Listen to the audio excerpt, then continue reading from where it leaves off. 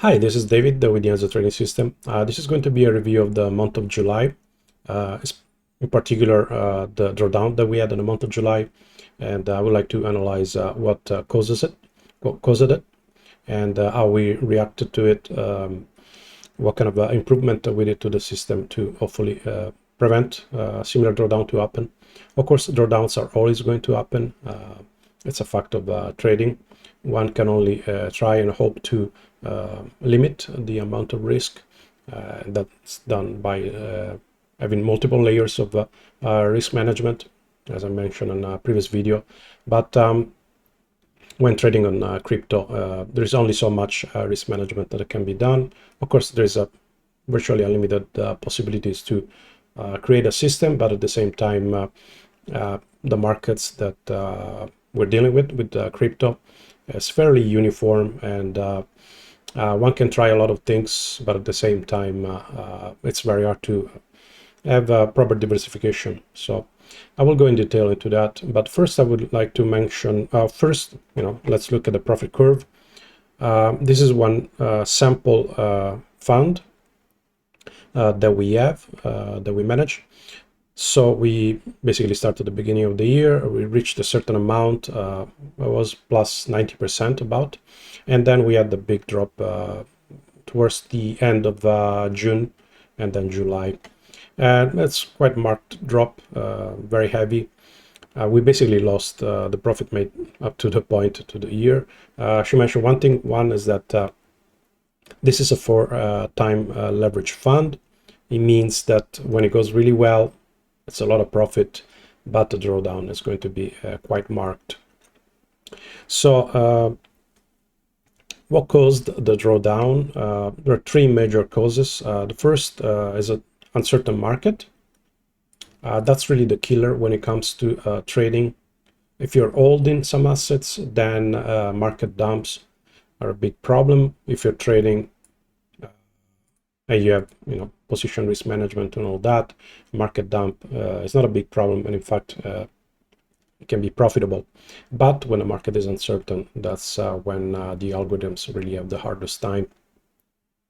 And then, speaking of algorithms, the short side algorithm is the one that made most of the damage.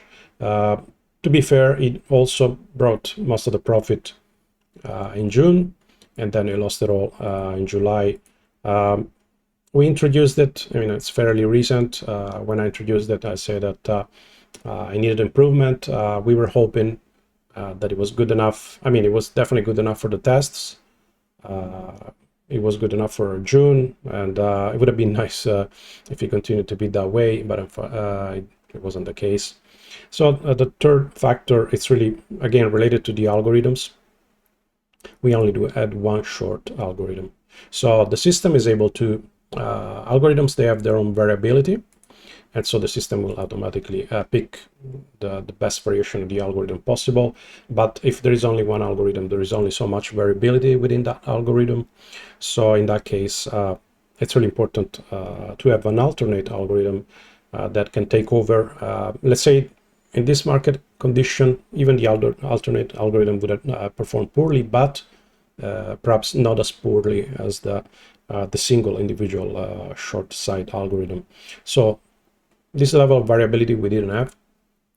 We're kind of rushed to introduce the short algorithms, and on the hindsight, it would have been better to have an alternative. We have it now, but I can say a little bit more about that. So the market, I'm talking about this uncertain market, and it's really, here I have an overview.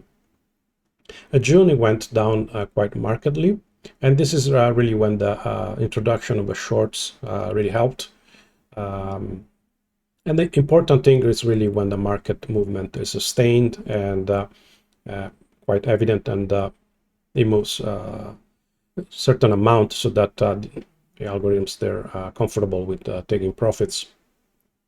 Instead, on the weeks to follow, we had the kind of uncertainty where it was bearish, and then it was bullish a little bit. So even the longs, they performed poorly because there was basically no direction. So what happens is position is open, whether it's open long or short, and then there is a certain direction that is expected. There is a certain amount of average time and profit that the algorithms are looking for, and it looks like it's going down, and then it's not going down, it goes back up, and usually what happens, it hits a stop loss.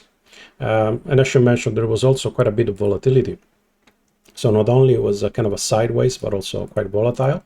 I showed this in a previous video. This is kind of an obvious case. And in this case, I'm showing the simulation with the newer algorithms. Even the newer algorithms would have been tricked by this kind of movement. Here we see algorithm open a short position, and then it really looks like it's going down, and then suddenly at the switch of the day, there's a big pump. In this case, the newer algorithm would have lost a bit less, but still, this kind of situation, it's really hard to predict the direction. A better algorithm can do better, but in general, there's just uncertainty. And that's really the big issue. To be able to, when it comes to big movement, that's not a big deal. That's not a big problem. When it comes to uncertainty and you're stuck in a range, that's where I think most traders, they really are in trouble. Unless, of course, you take a large amount of risk, but if you're doing leverage, you shouldn't do that. And this range wasn't so tiny, so here actually the profit curve of Bitcoin looks quite good, and even July looks good, again because this is the signal done with the latest algorithms. We did quite a bit of work, and that's what they are online right now. If I was showing here the version that we had before, it would have been a negative month, and the alts even more negative. So yeah, what else? I can go more in detail. So first I would like to spend a few words again, and I mentioned this before. Backtests are not that helpful. They're kind of necessary, but not sufficient. All backtests pretty much are kind of, if done properly, they're more or less a statistical assessment. And it's based on the idea that markets are more or less organic.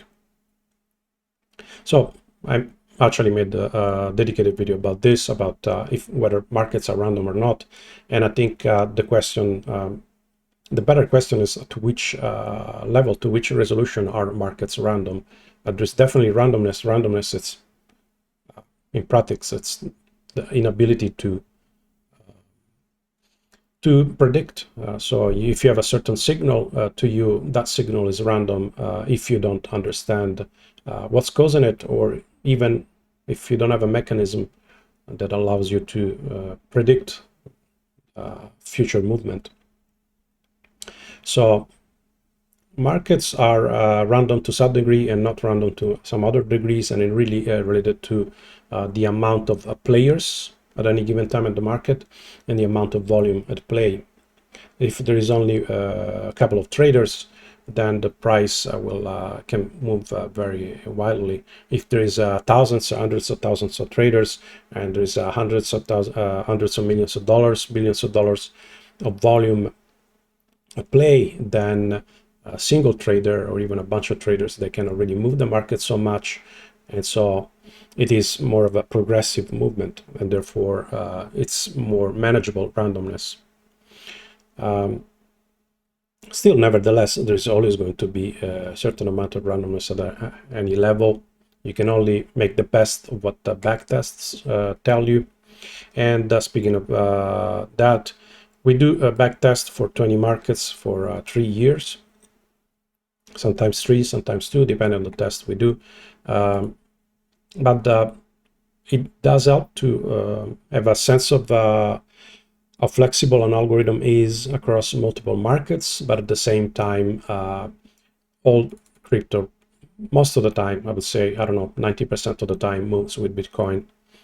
So it's not a real diversification. To some level, it's diversification, but it's not enough to consider it as a hedge. it's just not there. Also, there is the limit of the amount of years. So previously we did some testing on Forex, and one thing that we noticed, we would develop some algorithms that work well for 5 years, then you extend the backtest to 7, 10 years, and then suddenly the algorithm doesn't work anymore. It could have been a few years in the past, a few years in the future. Still, you can have many years of backtests, and they won't really tell you how well an algorithm is going to perform for a longer term. Unfortunately, with crypto, the current case, we have about 3 years of testing that we can do.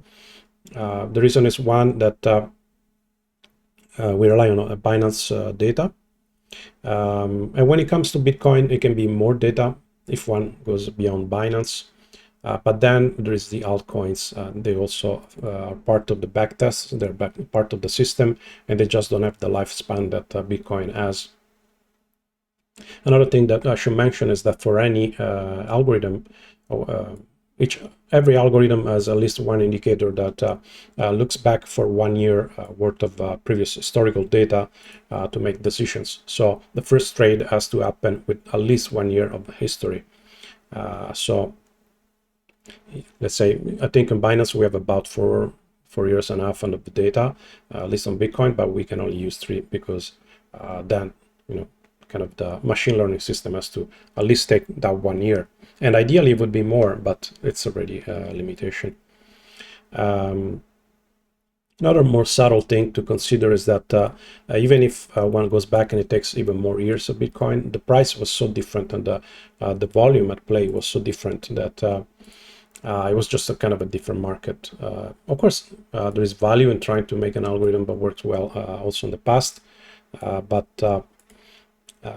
because the market was so new and the volatility, the volume was so much lower, and also the price point, so the behavior of the people, I think for many intents or purposes, one can consider it like a completely separate market. And I had the feeling that optimizing too much for the beginning of Bitcoin history would probably not be a good fit for current and future markets. But that's kind of a more a longer discussion, but it's something that I wanted to throw in and there in case one wonders why we don't test so much into the past. Yeah, there's a technical limitation for the data that we have, and also there's also more subtle things such as previous markets was really quite different. Different price points, which if one works with the logarithmic scale, which is usually the quantitative markets one works with, it doesn't really make a difference because it's basically like working with percentages. But at the same time, markets are really very much an issue, very much driven by psychology, and human traders don't really care whether something is really 1 or 10%, because $1,000 and $10,000 it just sounds different. So there is also those details to consider. So the improvements that we did to the algorithms. The first one, the first injection that we did into the algorithms was actually, ironically, something that was already in the code, but it was not activated. The short side algorithm, which is now retired, had the option to use a take profit. So we have this define use TP, use take profit. It was actually switched off because, again, in the back tests, it didn't show any benefit. It was something that we put early on. On a hindsight, with the market that we had this month, the take profit path, optional path, would have been useful. Take profit is a pretty rough concept, which generally is not the best way to go. There's multiple ways to establish a take profit, but generally it implies that it's a less refined logic. In this case, we have the parameters of the algorithms, and so one parameter would be use TP, and here we have 5 possible values that it can take, and it can go from 1.5 1.25% to 4%. And this means that the algorithm in itself has many permutations, and this one multiplies by 5 the number of permutations, and each one has a different take profit level. So the system, what it does, it looks for recent performance of the algorithm, and it would say, would this version would have been better, or would this version would have been better or not. And so let's say that, for example, in the past week, a take profit level of 2% would have been better than other take profit levels, or not using take profit at all.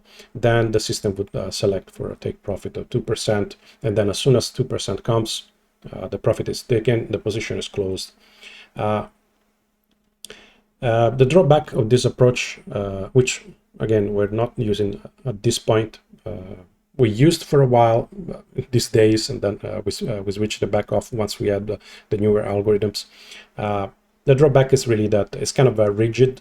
Let's say that the algorithm, the system decides that the version of the algorithm that takes profit at 2% would have been ideal.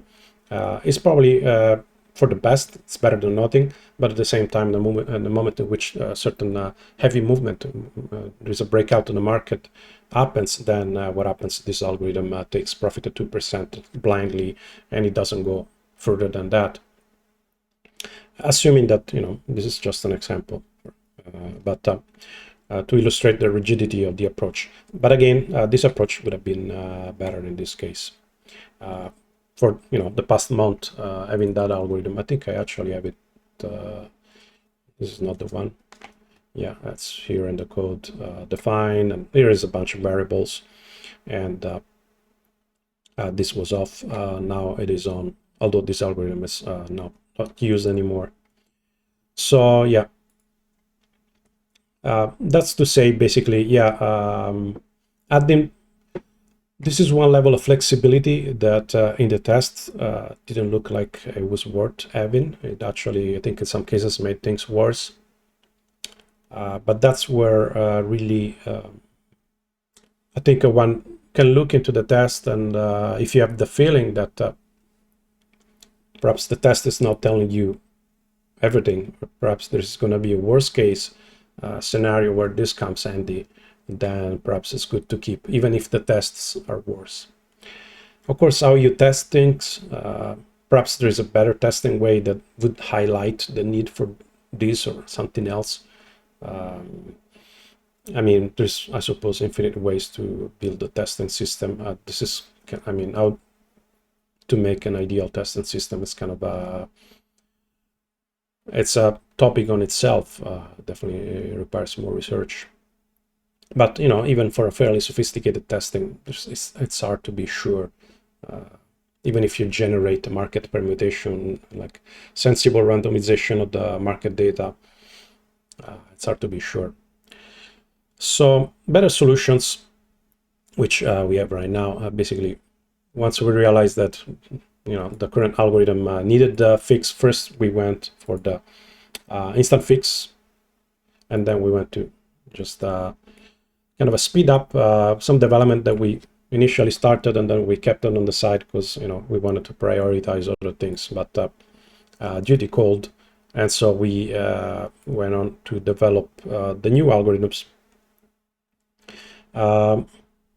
First of all, it's not one short algorithm, now it's two short algorithms. So again, there's that level of additional level of flexibility. If one doesn't do so well, the other one comes over at the very least, and then they just make more sense. The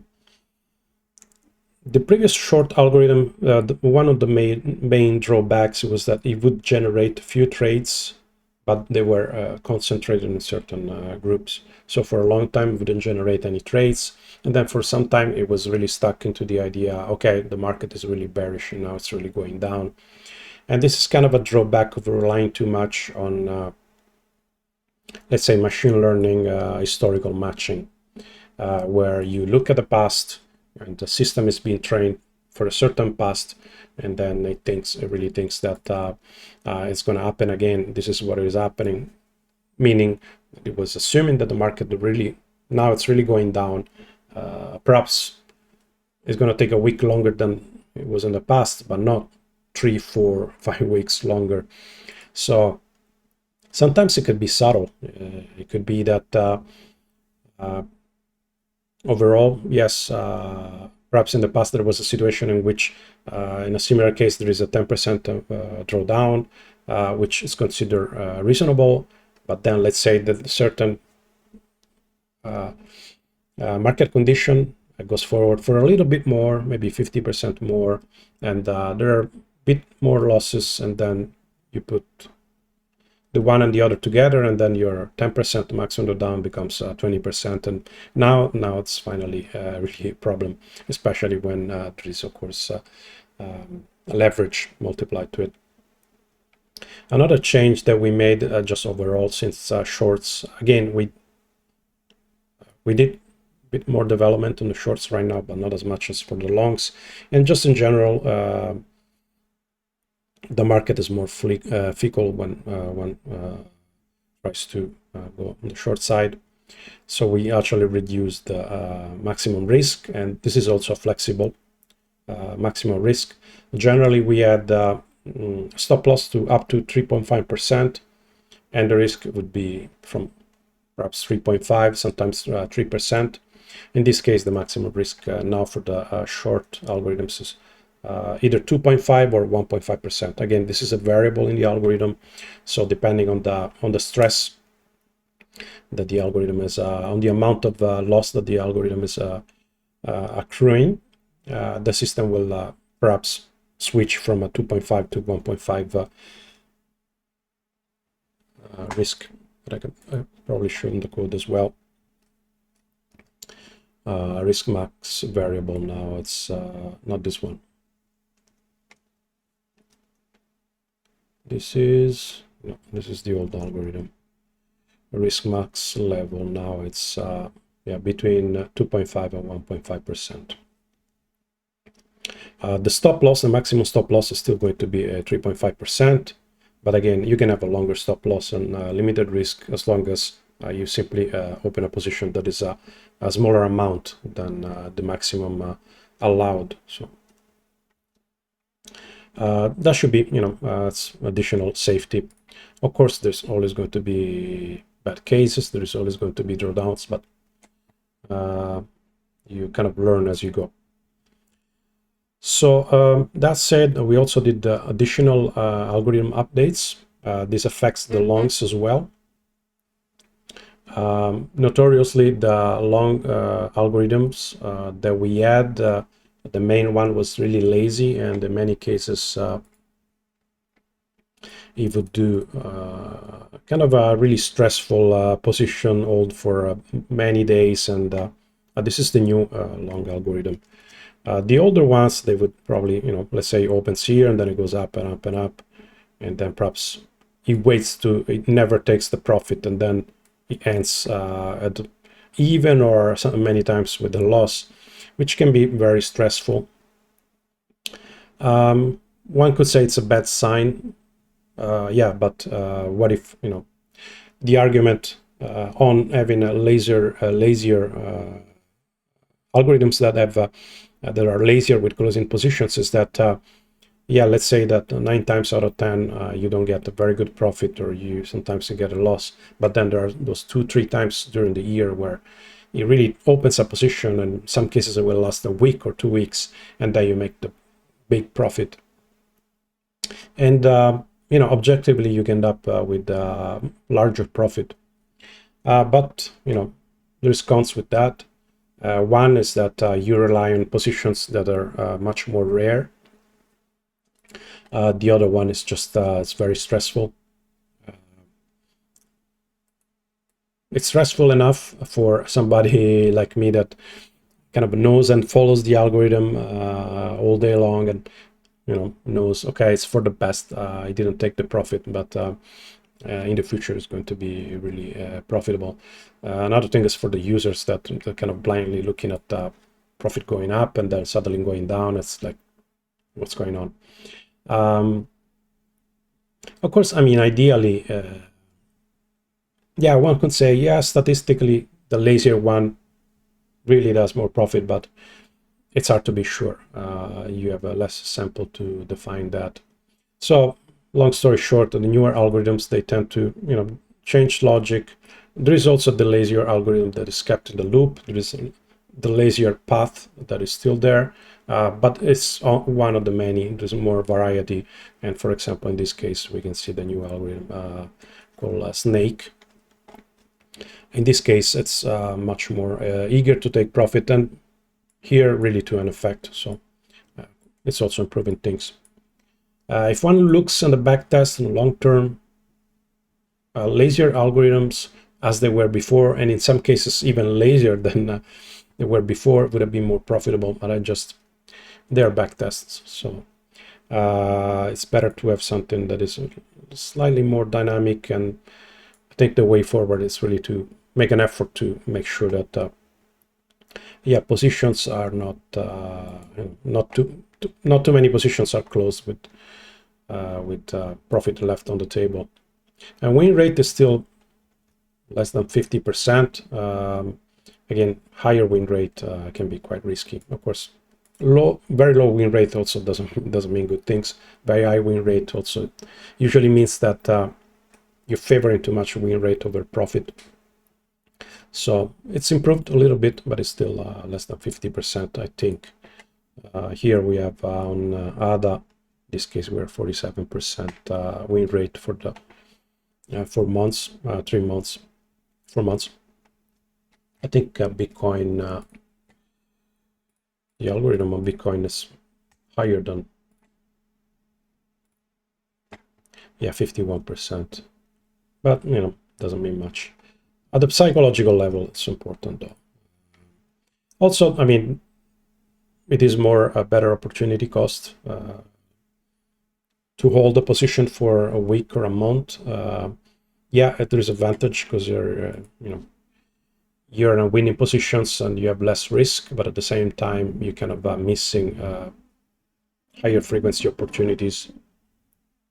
So I think the newer algorithms, even on the long side, should make everyone happier. And I think we're already seeing it. It's just been a couple of days, and we already see some better trades. So to conclude, what's the major lessons? For me, I would say first, one thing that would have been nice is to have at least an alternate algorithm for the short side. We didn't have it because the reasoning was that, we have a short algorithm, but it doesn't make too many trades. Alternate path would have been nicer. And again, even the single algorithm, of course, he has internal variables. He had his own variability, but even the variables weren't enough. And also, we didn't have the variable that introduced the take profit. So having multiple algorithms, at least a couple for one side. Now we have, previously we had the 2 on the long and 1 on the short. And now we have a 3 on the long and 2 on the short. And there is also kind of a separate long algorithm that only happens rarely. That's kind of a separate discussion. But let's say 3 long and 2 shorts. It's quite a bit more variety. Also, we knew this before, but it's confirmation. Backtests are only indicative. It's useful to see how things do in the backtests, but they never tell you the worst case. Better testing would be nice. There's definitely work to be done there, but it's not a science really. It's really, I think one can get really creative on how testing is done. It's good to be creative, but even there you don't know if you're being creative good or creative bad. There are many ideas that fluctuates around in the world of quant trading, and you can listen to many things, but how they really work in practice, that's a whole different thing. So there's a lot of guesswork. It's just not an exact science. And last one is also, it would be nice to have more diversification, but it's kind of a really physical limitation of working with crypto. There's just not enough diversification as it is. There are sometimes runaway markets like Dodge did in 2021, where it really takes off on its own for one reason or another. But that's the exception, is really not the rule. You really want to ideally have markets that are almost moving separate ways, really. I think in an ideal world, it would be nice to have positions that are open both on the long and on the short side. But unfortunately, most markets, they really follow, like sometimes, most times, really closely Bitcoin. So really, we should try to find diversification somehow. Within crypto, how do you do that? Perhaps, I guess, same markets but different frequencies. So would be a good idea would be to have algorithms that operate on higher and lower frequencies, and in some cases at different frequencies, it would make sense to work to have a long rather than a short, or a short rather than a long. So perhaps there is a let's say a long let's say the market is uptrending, so you have an algorithm that is bullish on the lower frequency, and the higher frequency it's bearish and has short positions. It's possibly one way to find an edge, to place hedges, but it's really up in the air. I don't know. Hopefully, also crypto markets, they evolve, and perhaps we'll find more diversification will just come to be, but don't know.